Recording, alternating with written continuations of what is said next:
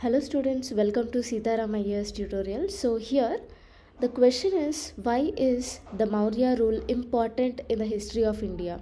So here we all know, first we have to analyze the question, then we have to bring all the information, we have to collect all the information, or if you are familiar with the question, you write few points which seems to be interesting, which you want to write in the answers in a short note in some rough paper, and then you have to add any of the diagram which contains some information about the Mauryan rule, and then you ended with the conclusion. Okay, so let's start so for this question, why is a Mauryan rule important in the history of India? So we have to write the reasons why the Mauryan rule is important, and for India how it is useful. So in terms of administrative purposes, in terms of governance policies, all those things we have to analyze and we have to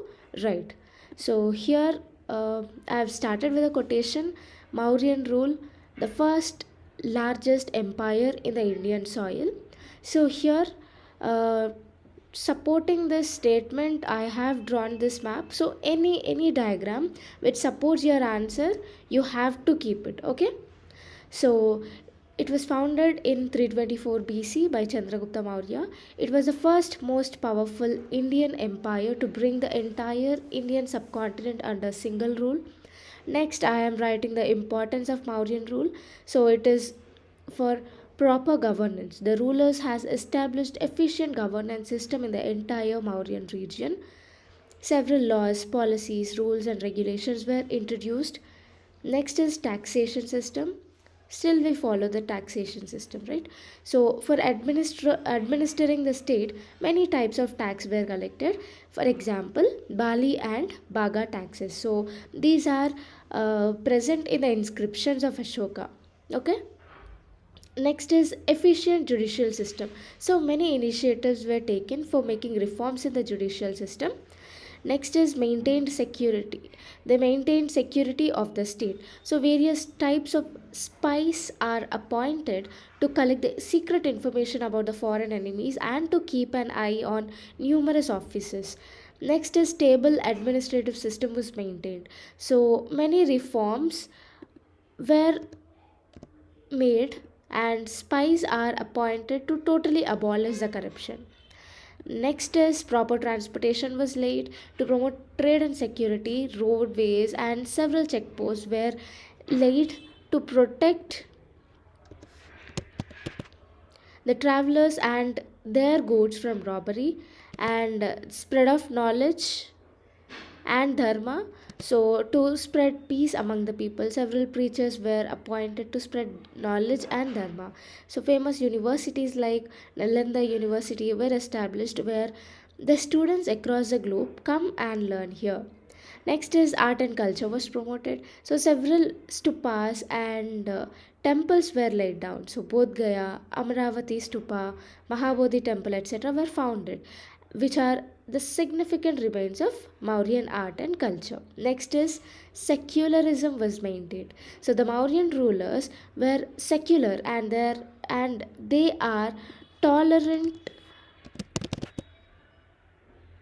Okay, and their tolerant approach gave birth to many religions and three diverse religions in India.